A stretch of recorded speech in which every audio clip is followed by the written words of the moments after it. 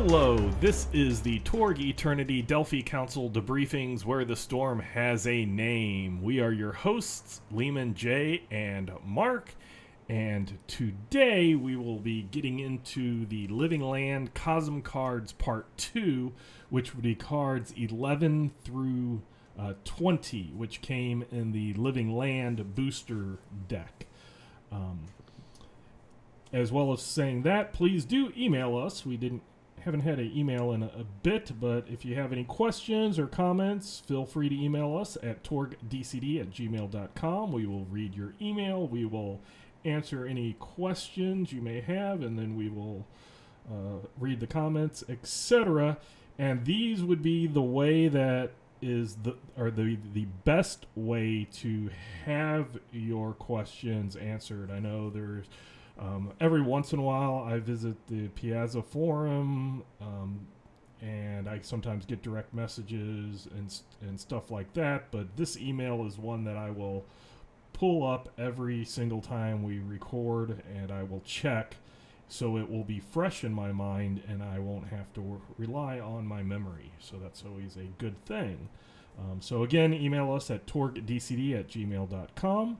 and we will read your emails, answer your questions, etc. So let's dive into Living Land Cosm Cards Part 1.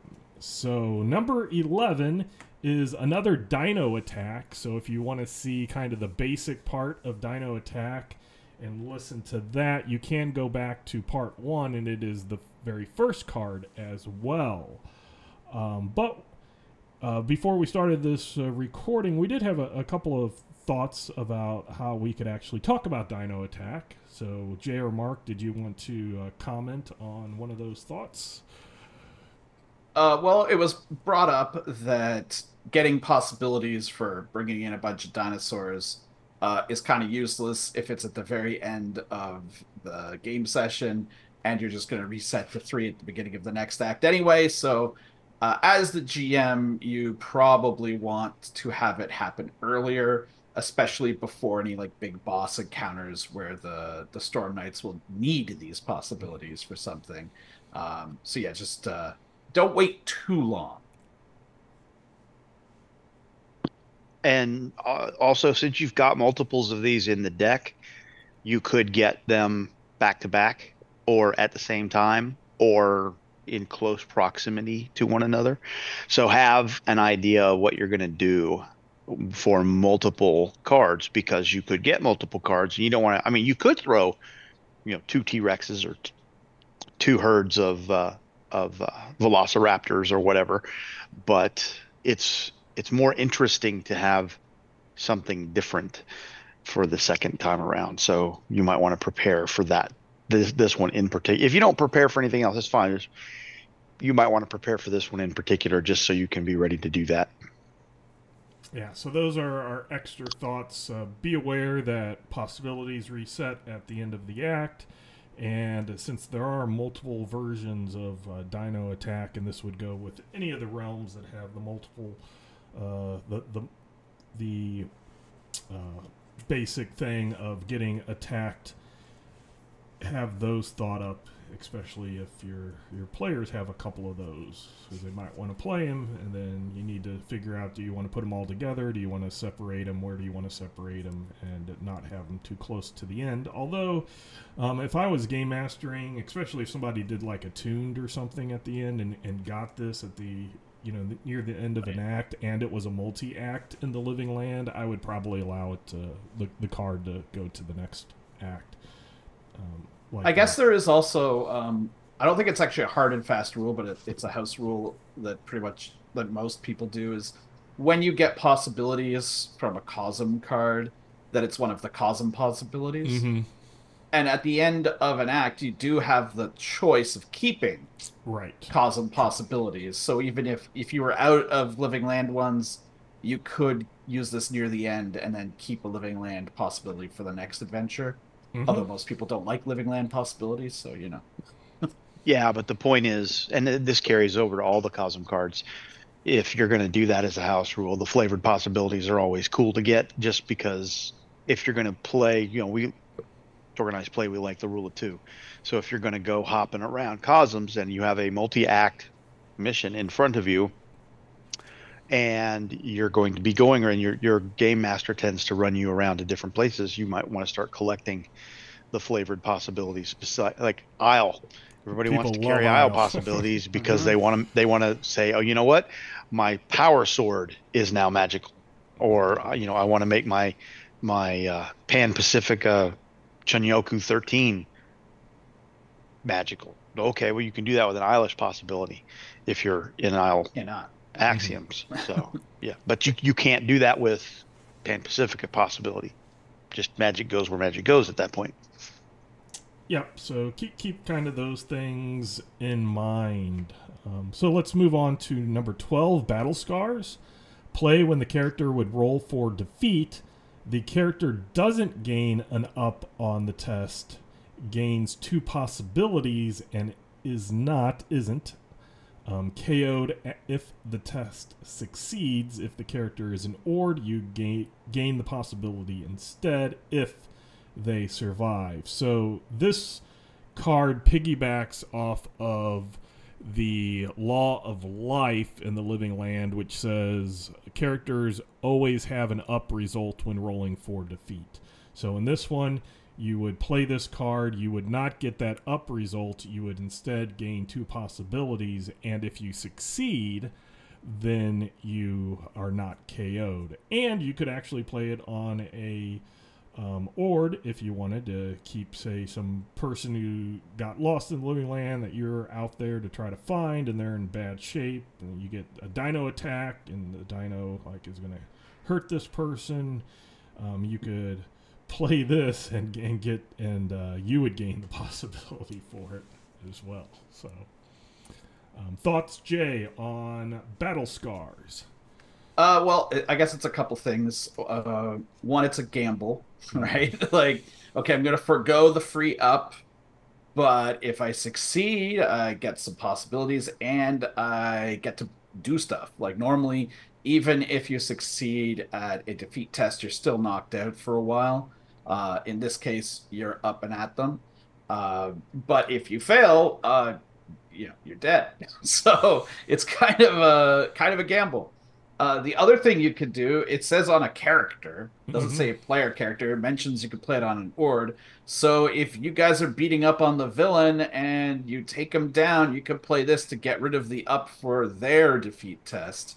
And usually you don't really care what happens to the villain like a half hour after you've defeated them. So it's just a way for that. But then it's a gamble because if they do pass, they're still up and about and got possibilities. Unless they were an Ord villain, then you get them.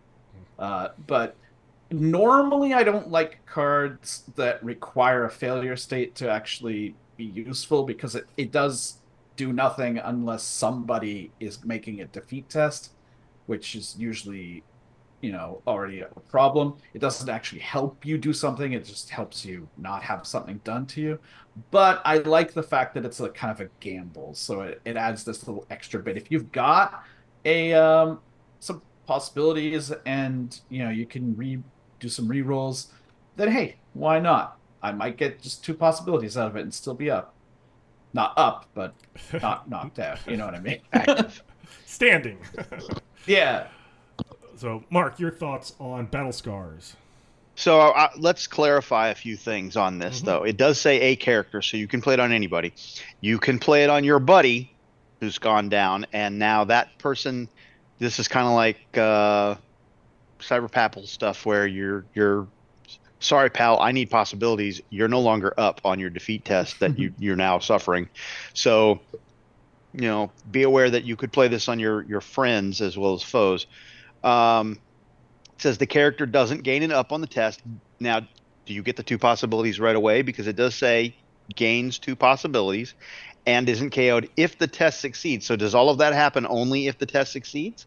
Or do you they're not up and you gain 2 possibilities, who cares whether they succeed or not? So looking at the comma usage, The character doesn't gain an up on the test, so that is before the comma. That is a specific separate thing. And then it says gains 2 possibilities and isn't KO'd if the test succeeds.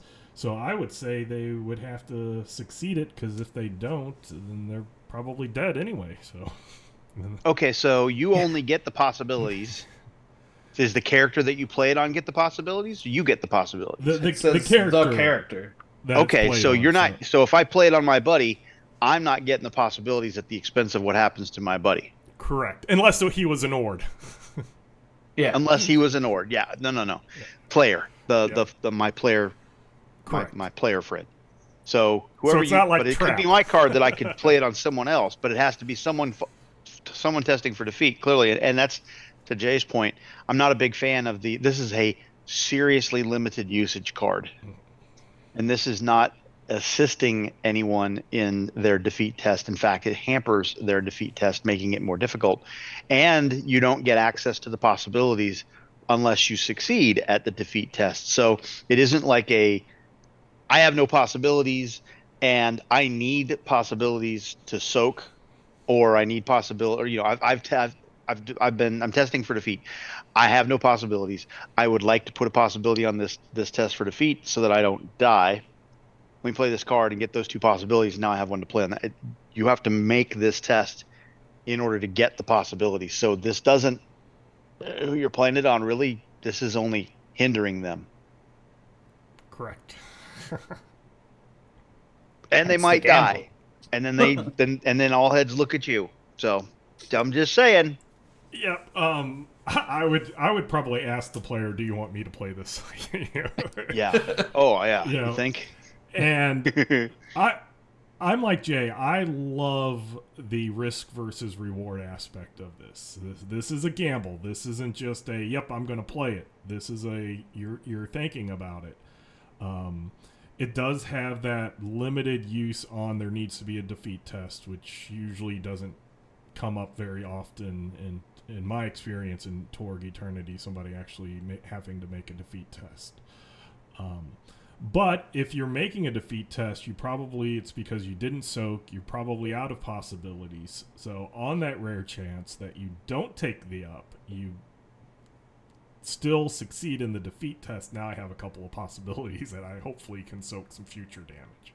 So yeah, if you're high reality. Yeah, it's a real gamble, and I love that about it. The downfall is it's just a limited use card. So now let's talk about potential cheese. Okay, yeah, sure. Because it says a character, so it doesn't have to be a friendly character. Mm-hmm. Now we don't. I assume that GMs are not rolling defeat tests for every Nile shock trooper that goes down, right? But technically speaking, you should be. Right. Like, in theory, everyone they might not all be dead, they're just knocked out or hurt their arm or whatever, right? So could you, if you're fighting some like White Spear Gotak, just not possibility rated, and you defeat them, play this on them, they don't get the up, but they get to be, conscious if they succeed, but you've obviously stymied them into oblivion, so they're not going to succeed. They go down, you get 2 possibilities. That seem all right? Yeah, sure. So all right. You can make your own defeat tests happen. That's player agency. True. On that one though, it's if the test succeeds, so you better hope that Gotek actually jumps back up. True. Because yeah. I mean, from my perspective, you've just given that Gotak 2 possibilities. Why would you do that? Well, no, an Ord. Like an Ord. Well, okay, fair, an Ord. But as a GM, if you play that card and say I'm playing it on the Ord over there, then now I'm absolutely going to roll that test for him. Yeah. Or her. He might last another round or so. He might last another round, and then I get 2 possibilities. Yeah. I mean, so as to your point, I absolutely do look at the game state when they start dropping people and decide whether or not I need to check my mooks, because if they're KO'd and inspiration comes up on the villain line, right? They got 2 shock back. They're back in the fight. That can change the game a little bit. Mm-hmm. Somebody you thought you'd taken out that isn't going to get away because they're KO'd suddenly is crawling through the jungle, getting away. Yeah, so there are ways. Again, I like the flavor. I like the gamble. And how bad would you feel as a player if you played this and then they like rolled super well and with their 3BD and you rolled a 1 to soak some damage? So there are those type of things that theoretically seem very low, but in actual gameplay they seem to crop up, those little cases. So True. I like it. So let's move on to card number 13, Lost World. At some point during the act, the group encounters a lost world. The GM may select attributes and any treasure found for the world or roll on the Lost World generation table in the Living Land sourcebook. So, Jay, your thoughts on Lost World? Is this the only card that actually refers to rolling on a table in a source book? I think it might be. Possibly. The treasure aisle might say roll on the magic. Oh, yeah, okay. I was referring to this card last week because it's kind of like, what's it called? Neat. Lost It's kind treasure? of like the one that Or Law of just Life? lets you find. I can't find it. No, it's a lost treasure. Or- Yeah, like, so it just lets you. In the other one, you can kind of choose what you want it to be. It could, just be a burlap sack filled with food, or it could be a wonder, as I believe Mark said last week. But this one is like, it's a wonder, and that's it. So it's a bit more specific, but I think it really fits because a lot of people really like the wonders in Living Land now. It's one of the big differences. And as the GM, you can roll on the table, or you could just make up whatever on the fly, or you can have something prepared. I think it's good. It's flavorful. One thing I would say is, like, I know some people, like, you might want to have callbacks to it. I would tend to want to make it a minor thing. I could see how maybe some people would make it like a huge thing, and it might even change their campaign. But I would usually, like a Cosm card, make it something relatively minor, so it doesn't overshadow what you're actually doing. But your mileage may vary on that. Mark, your thoughts on Lost World? So I love this card. Let me start with it. I love this card. I love the Law of Wonders. I think the Living Land is one of the least utilized Cosms because of what the Law of Wonders in this kind of card allows. You can do literally anything in the Living Land. In all the other Cosms, you're pretty much restricted to what the Cosms do or allow. But in the Living Land, Katie bar the door, you can do anything you want, and you can tie it to the Law of Wonders and just say, well, Law of Wonders, done. That's why it's here. You don't have to have any reason. You don't have to make it make sense. It's just there. And I love that you can, part the leaves and all of a sudden there's this thing that makes absolutely no sense, which makes perfect sense for the Living Land. That's just what the Living Land is. And I rail at the idea of rolling on a table and taking being roped into whatever the random die result is. Mostly to Jay's point of, if this is going to wreck whatever I'm planning on doing. I would say from a game master's standpoint, specifically because you can wreck whatever you're planning in your home game and what you've written as your adventure, that you plan this card, that before you're playing, roll on the table and say, nope, don't like that. Nope, don't like that. Ooh, that's a cool idea. That connects to this thing over here that makes sense to what I'm doing here. And now all of a sudden it becomes inspiration for you to create the Lost World that just shows up. That happens to make sense with whatever else you're doing, instead of being a game breaking kind of event that you now have to scratch your head and figure out how you fit in. So the other thing that I think gets missed on this card is the GM may select the attributes and any treasure found. So you've already got, probably, if you're doing a Living Land multi-act mission, you've probably already got a Lost World and lost treasures and all kinds of stuff like that scattered in there, and you don't want it to become just, oh, okay. Oh, ho hum, here's another weird thing. Ho hum, here's another weird thing. So, have it sitting on the side. Don't make it your linchpin to the adventure, that if they don't encounter it, none of the rest of it makes sense. Because they may not get this card. And then what are you going to do? Because it's just sitting there and you're like, you can drop it in. I mean, you can drop it in if you want to, because you're the GM, you can do what you want. But I would suggest highly that this card you prep for a little bit so that it makes sense, it fits well, and it becomes memorable.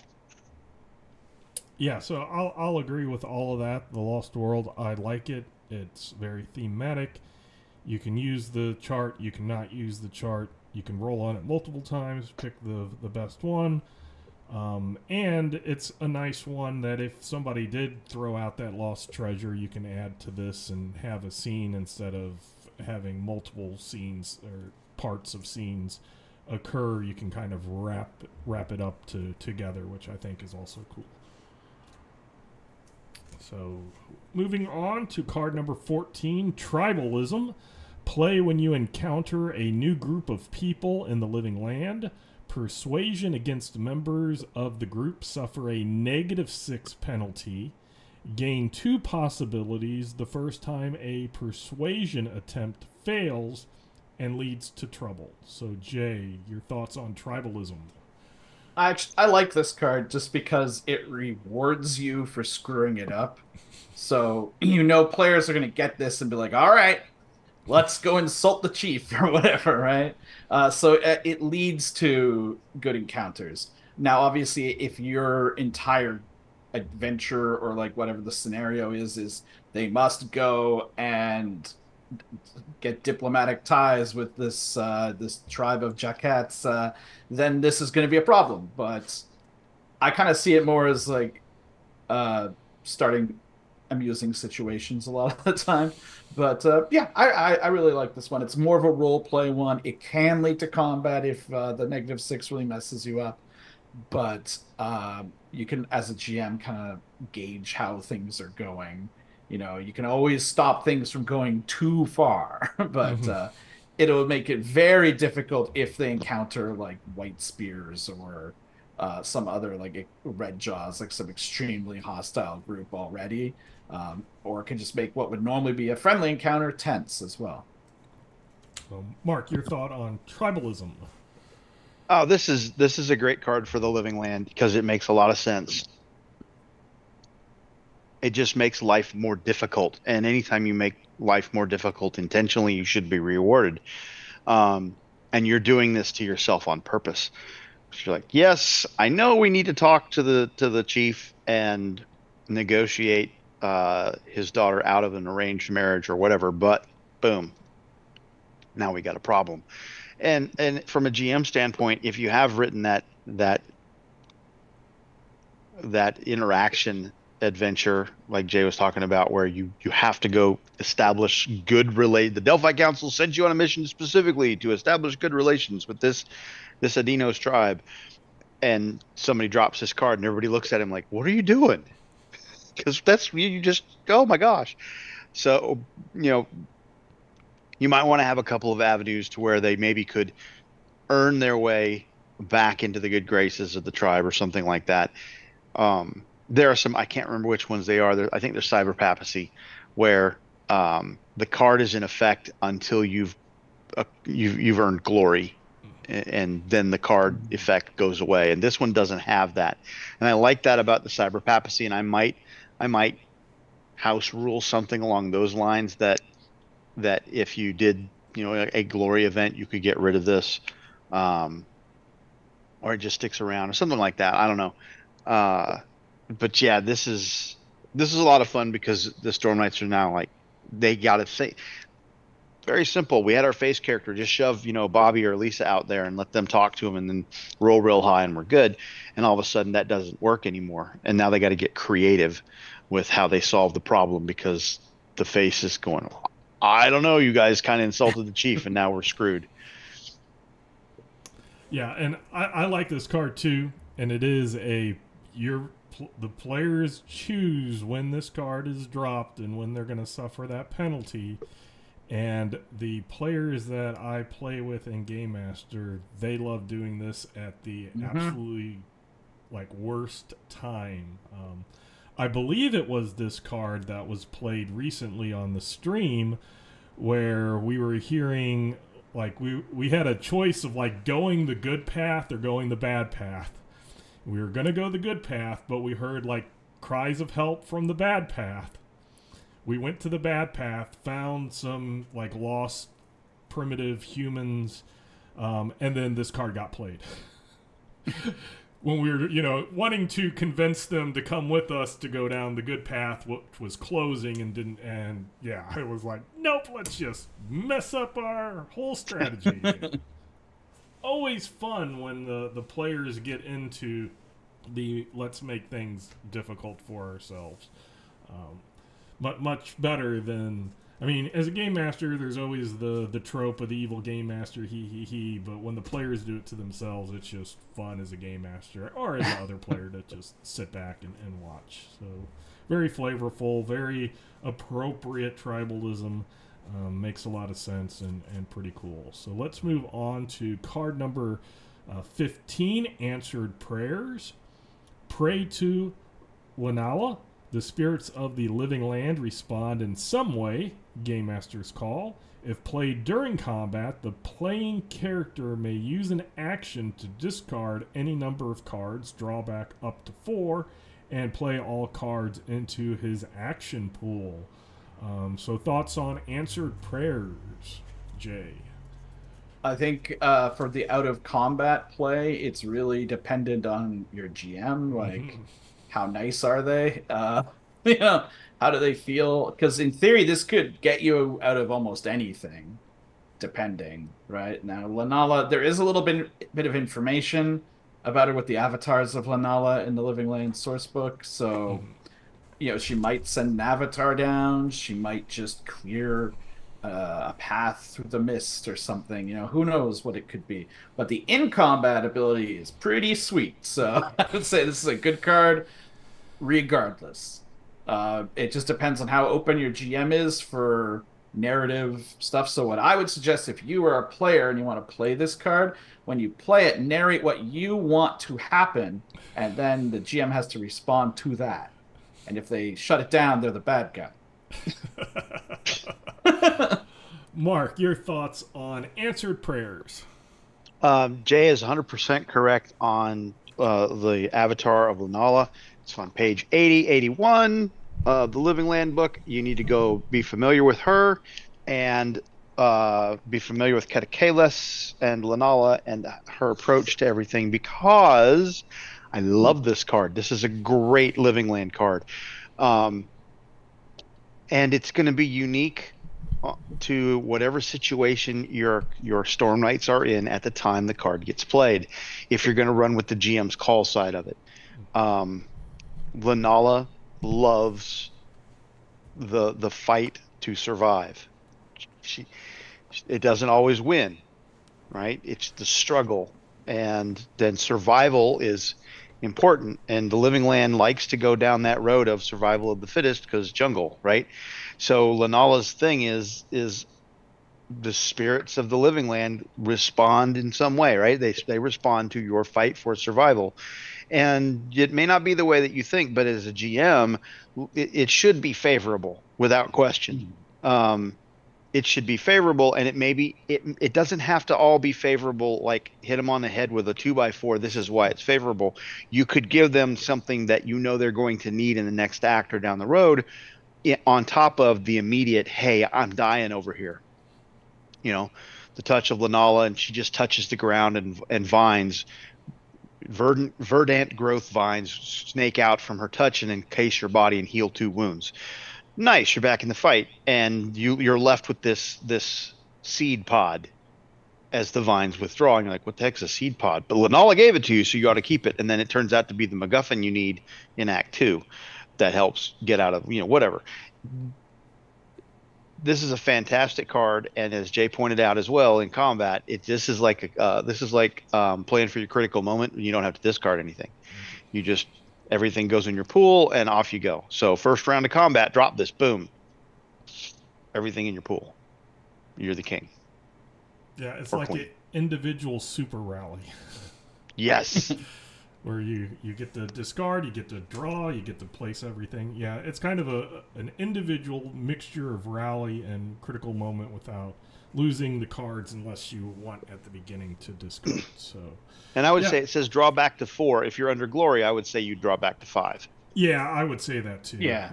And if you're an aspirant or something, If, Or whatever, Hey, yeah, whatever, whatever your your hand base- limit at the time. your base hand size is what I would say. But yeah, no, I think this is cool. It has a good area. It reminds me of the difference between the Torg Eternity cards, like Idea card, where you can use it like it was used in Classic Torg. Is, hey, I can't think of something, Game Master, give me a hint. But then in combat, you can use it to make the approved action any and things like that. So I like that this has an out of combat and a separate in combat, and they're both the one's flavorful, very role playing aspect of it, but the other one is just a really good effect in combat. That's mechanical. So Yeah. very good card. So let's move on to 16 Eyes of the Tsar. Play Dun, dun, dun. face up immediately. So this is not a choice, quote unquote. When you first engage Enos forces, they gain 1 DB, or I think that should be 1 BD. Bonus die, not a die. Oh, yeah. Bonus. I just noticed that too. I never noticed that. Warriors, and you gain 1 possibility. If the die result is the eternity symbol, so if you're using a regular 6-sided die, that would be the 6, then Barak Ka appears via dim thread instead run. So just because the DB kind of threw me. When you first engage Enos forces, they gain a bonus die of warriors, and you gain a possibilities. But if the bonus die result is that eternity symbol or the 6, then the High Lord of the Living Land appears via dim thread and laughs at the Storm Knights. So, Jay, your thoughts on Eyes of the Tsar? This card is insane. I couldn't believe it when I saw it the first time. Like, oh, it's just Barak Ka. In our Alpha Storm Knights are off on their very first mission. And he just comes down and probably pastes them.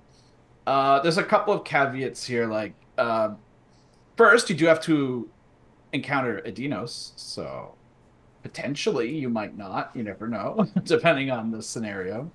It's the living land. Yeah, but there might just be like humans, or maybe you're in Meritika, whatever. But then the question I have is, if you get the Eternity symbol and it says it's Barak Ka instead, do you not get the possibility then? I would say you still get the I possibility. always, Yes. like I always thought you did, but then when you were reading it out loud, I was like, that actually kind of sounds like. Oh, I'm giving you the possibility if I'm dropping Barak Ka. Does one possibility Absolutely, even 'cause you're matter? gonna- at Like, that point? here's a stack of possibilities. Yeah, here, take them all. So this is probably the card that GMs will edit out of the deck the most out of any Cosm card. Just because Barak Ka showing up is a campaign wrecker. It says to run. That is probably what they have to do. They can't fight him. If they fight him, it's just okay, guys. Well, I guess it's done. And if they run, it's very good odds that whatever mission they were on is just screwed now. And depending on how you look at it, that could be a good or a bad thing. If you're just churning through adventures like in Organized Play or something, and this is the mission, and we go on to another like sort of distinct mission later, then yeah, this negative consequence will be rough for the dispatch reports and everything. But if you're playing in a home game, failing a mission is not really something that happens too often, to be honest. Like, people talk about in classic Torg, doing all the dispatches and reporting how well you did. And the thing is, I really wonder how many game like groups reported failing adventures Mm-hmm. when they sent it back to West End Games. Like, so this showing up, even if he doesn't kill or fight the players or the characters, can result in the mission failing, and then you have to think about what that means during your campaign. So in a home game, maybe. In a convention or to organized play game, this thing is coming out. And then also you need to know your players, because if they're the gung ho, we attack everything type, it's just death. And if even if they run away, the guy's got like a tracking of 40. He's probably gonna catch you. So yeah, be extraordinarily careful. What I have done in the past is it just says that he appears via dim thread. It doesn't say he appears right next to you. Mm-hmm. So I've had him appear like in the distance and they could hear him, but he wasn't physically there yet. So they had time to choose. Are we going to fight these guys that we're already fighting, or are we just clearing the hell out of here? Or I might even make it that they have the fight, and then once the fight is over, they have to make the decision. But yeah, just whew. It's crazy. Mark, your thoughts on Eyes of the Tsar? Yeah, this is 100% a complicator for gameplay, and I do pull this out from most organized play Living Land missions, just because you're on a time crunch, and there are some ways that you can mitigate this so that it doesn't become a, well, all that time I put into this mission has just been flushed down the toilet kind of thing.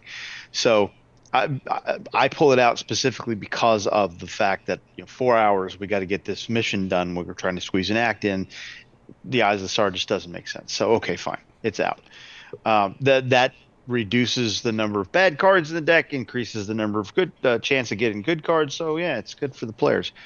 I will say that one of the I essentially I think there are 3 ways you can mitigate this card when it shows up, and Jay hit on one of them. Whereas he shows up at a distance, he's not right there in your midst, and starts swinging wreck bucking around and just knocking people over, because that he's going to. I don't think that Alpha Storm Knights, even Alpha Clearance Storm Knights, even the ones that are they're everything is a nail to them because they're a hammer. I don't think that even they would it's Baruka, guys. It's the High Lord. You have 2 perks. That's it. That's all you got. And you want to go toe to toe with the High Lord? Okay, so where's your second stringers? Because warm them up, because we're gonna need them. I'm getting ready to squish, and I'll squish you. If you're, I'm gonna say this hard. If you're dumb enough as a brand new, newly minted Storm Knight to try and go toe to toe with Baruka, you deserve what you get. That's just fact. So have them appear at a distance, and they're like, "Ooh, that's Baruka. We probably shouldn't stick around in this area." And you can decide, like you said, deal with them or not.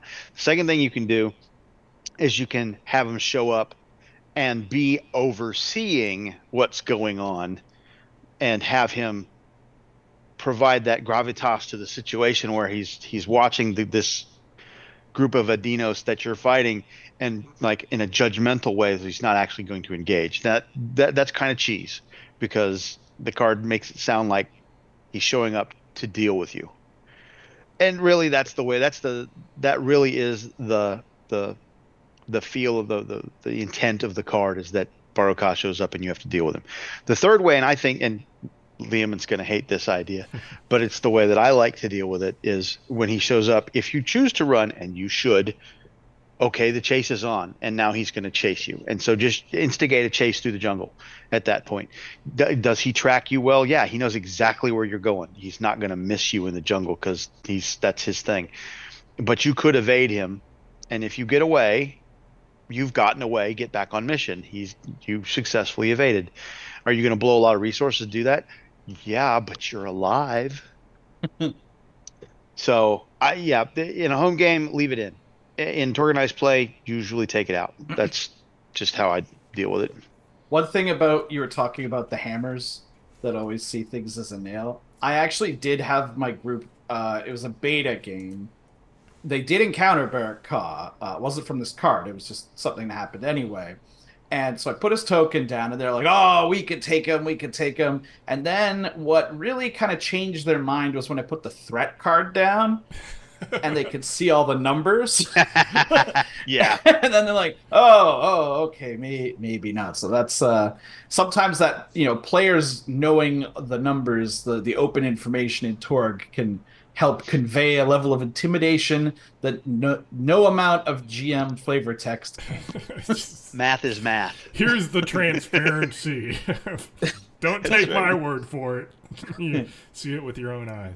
No, this is one of those cards. When it first came out, I was kind of the same way as Jay was like, "What is?" You read it a couple of times and you're like, "Yeah, that's what it's saying." And at the time, a lot of the players and stuff at that time were kind of alpha or beta tier. So yeah, this would completely, if it was he shows up and just starts swinging and that's it, you're toast if you don't run, or Game Master is nice and has him come at a distance. But the I guess additional thing I do want to say is eventually the goal of the Storm Knights in the Possibility Wars is to defeat the High Lords. So at least one of these realms, that if you go into and stay long enough, you are going to encounter the High Lord. So when you get up to those, very confident Gamma levels, or Delta or Omega, whatever the levels are, when you have those Eternity Shards that allow you to do things, when you have that Maelstrom card to prevent possibilities from being spent, which are bad for you, but it's for the it's much one way worse to keep, because it also, the Maelstrom specifically says Darkness device powers cannot be used. So when you have things set up and you are ready to attempt to take down the High Lord, here's the card that allows you to do it. Because I have read within the last since before I was even line developer, a handful of people that have questioned the whole, well, we're not fighting the High Lords. Why aren't we fighting? Why are the adventures and stuff not putting High Lords in? And well, very first source book that came out, with the booster deck is, well, you need to get the High Lord. There is an adventure out there that also has the High Lord just come in, and that one, I believe it does end up being Mark's chase to get away. But if you're ready, you think you are, there's ways to go after the High Lords. So that's, you can find out. Well, I remember it was still the Ulysses forum at that point when the Living Land book came out. It was just filled with people trying to number crunch how best to kill Barrack Ka. Yeah. And very confident in their abilities to get 3 exact cards that were needed, all of these things. It's one of the things, as soon as the big bad, the biggest, baddest of a universe, of a role-playing game system, as soon as you give it stats, players will figure out what they need to do. But at least in Torg Eternity, that's one of the goals. So that's why, if that was not a goal, I would be completely for not statting them out. But since it is a goal, the stats actually mean something, and this is a card to accomplish it. Or run. So let's move on to 17, Advanced Tactics. Play at the beginning of any encounter. All Storm Knights play 1 card into their action pools, thanks to your scheme, but you disconnect thanks to thinking beyond your cooperation, allowed by the limited social axiom of the Living Land. So, your thoughts on Advanced Tactics, Jay? Well, I read it wrong at first, and I thought it said everyone disconnects instead of just you. So I was like, why would you ever play this card? It's so I had bad. The same thought. I was like, no, no. But if it's just you, it's not that bad, actually. And depends on how many players are in your group and where you are and who you are. Because if it's only like a 3-person game, throwing down 3 cards might not be worth it. If you're playing in one of Leamon's like 25-player games or whatever he's doing, then that's really good. Uh, Also, if you're in a mixed zone, it's much better for your chance to reconnect than if you're in a pure zone. And if you're a realm runner, then hey, go for it, right? You could just ignore that disconnection, or get the bonus to reconnecting. So it's all right. It's not super good. It's not as like woefully bad as I thought it was. It's just all right. So, Mark, your thoughts on advanced tactics? Well, let me start off by saying I am not going to allow the Limburger of a Realm Runner avoiding the disconnection and getting all of the good stuff out of this card. Not happening. Well, it So, uses up their one use of that no, power. no, I'm not doing that because this says you disconnect. It doesn't say you get to avoid it. I'm not letting you do that. So if you drop a Cosm card that says that you get these bennies if you disconnect, you have to disconnect to get the bennies. You can't avoid the disconnection. So if you avoid it, you don't get the bennies. That's just how I'm going to rule it. And, people can rail at that all they want. Whatever.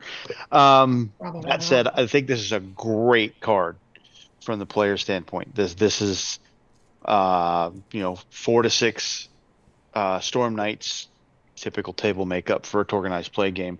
One person disconnects, and everybody gets to start off with a card in their pool if you play this right off. Fantastic. Especially if it's the dramatic scene and it's you're fighting the big bad, or you're going up against your DSR that you got to knock out of the park, or whatever it happens to be. This card could make or break it, and all you got to do is reconnect. No big deal, right? But as Jay said, it matters if you're in a pure zone versus a dominant versus a mixed. So know where you are before you drop this, because that could be bad.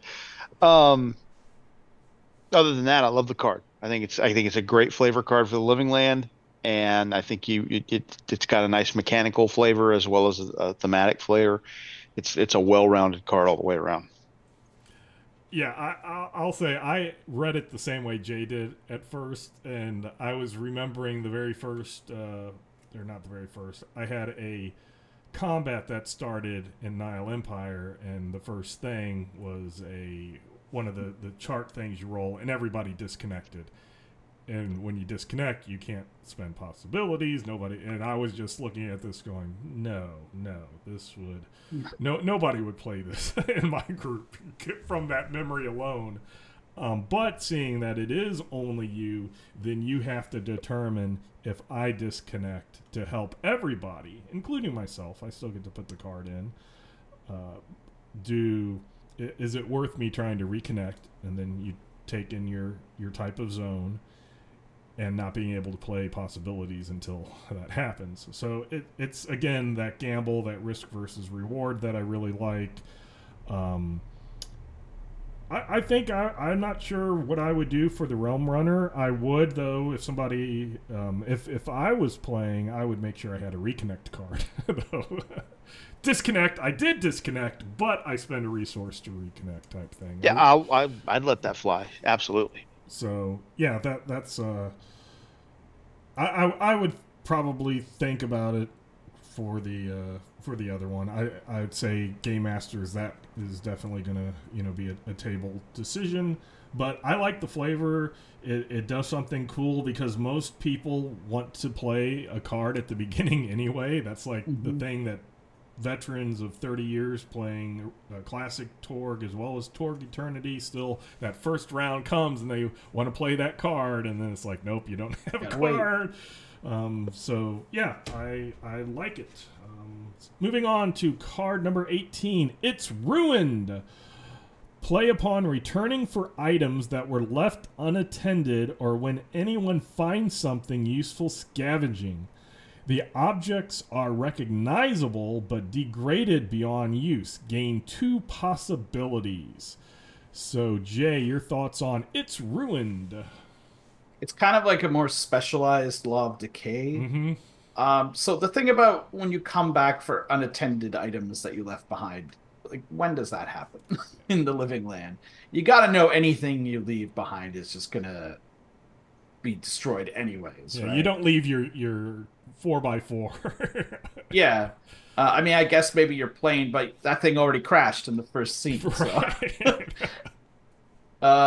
so I mean, that doesn't happen very often. I suppose it could, right? Like, it could be a plot point. Things could happen. The second part just seems kind of mean.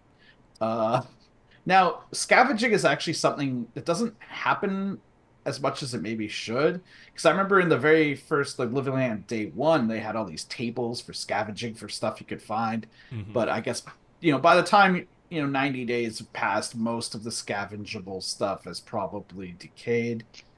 But you could still do survival tests to find things.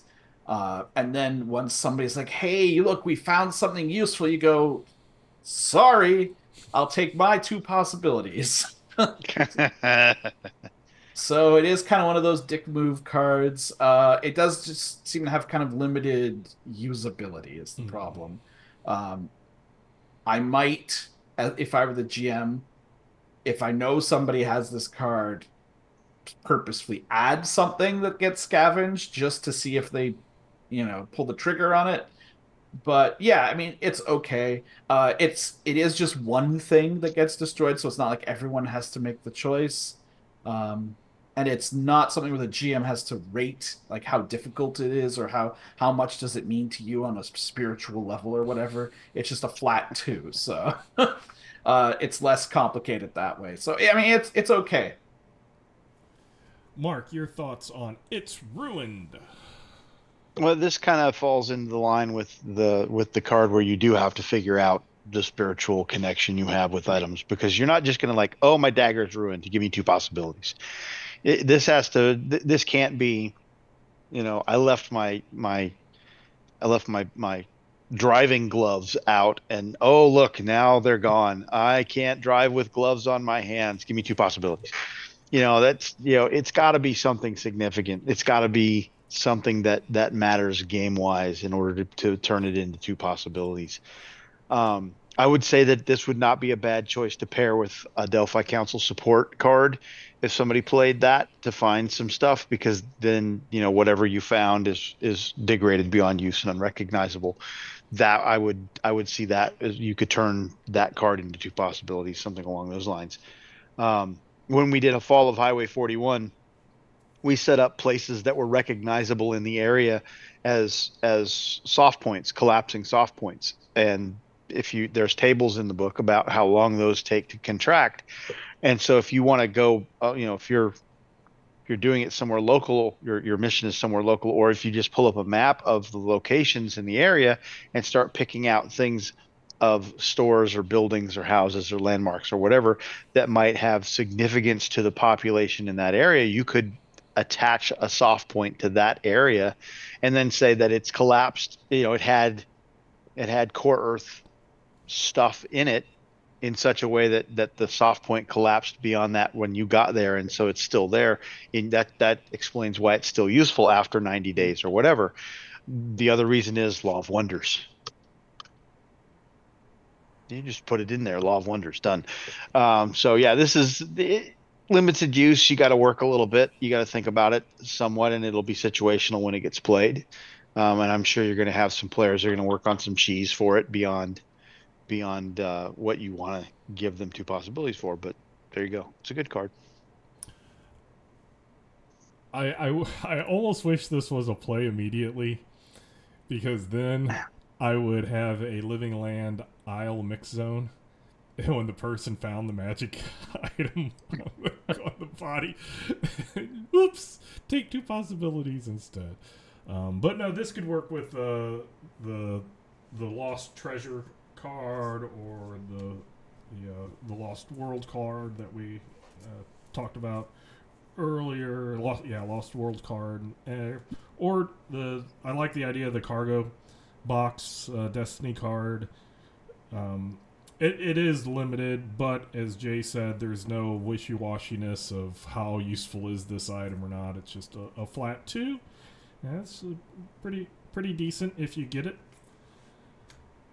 But we can move on to Infinite Diversity number 19. Play when first encountering a reality-rated Ednos or a very large creature. It gains a perk. There's some examples that they give, like Death Claws or Stone Skin, or special ability, tentacles, wings, etc. from another creature. Gain 1 to 3 possibilities, Game Master's call, based on the potency of the mutation. So, Jay, your thoughts on Infinite Diversity? I really like this card, actually, because the Law of Life is supposed to be constantly making these crazy new things in the living land all the time. And sometimes it seems like, oh, what is it? It's a T-Rex, it's some Velociraptors, it's Lacton. It's kind of always the same thing over and over. And I like some of the weird dinosaurs, like the Soba Soba that the living land has. And this just lets you make things even weirder. So, okay, what is this? It's a raptor, but it's got porcupine quills, you know.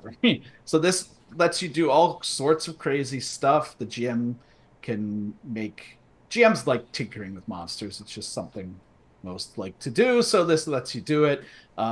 Like all of these, you can either think of stuff ahead of time or just roll on a table or just think of the first thing that pops into your head. Yeah. Really good card. I really like this. Don't be afraid to play it as a player, because I doubt it would actually change the difficulty too much unless they give it too much armor. But Mark, your thoughts on Infinite Diversity? Oh, come on. A T-Rex with Deathclaw? How cool is that? Or T-Rex with Stone Skin. Oh, how cool is that? I mean, yeah, you can set it up to where it could be really bad. This is another subjective one where you're gaining 1 to 3, so you have to figure out how bad did you how bad did you screw them over with what you changed on whatever it is, I love porcupine quills on a Velociraptor because now they have ranged weapons. Just let them launching them, whatever. Or not Stegosaurus, and all of a sudden he launches those things off of the back of his tail. That would be a bad day. It's a good card. It could be one of those cards that costs you more resources than it gains you, though. So be careful. I love the idea. Game Masters, use this if you want. Somebody plays this card, and then you describe this flying large creature in the distance, and just start describing a dragon, but it's a T-Rex with wings. Where they're looking, and that's what they think, and then it gets close, and it's like, oh, it just with tentacles, so it can snatch them up off the ground as it's flying. Flip the tables around. But no, this is a fun card. Again, as Jay said, it allows the game master to move around stuff, and I always love reskinning threats anyway, so this is just a perfect card. So let's move to the last card, number 20. What was that sound? The game master rolls a die. Odd, a sound. The sound was merely a prey animal or other harmless movement. Even, that means rolling an even on the die. The sound was made by a dangerous predator which ambushes the group. All Storm Knights gain 1 possibility. So, Jay, your thoughts on what was that sound?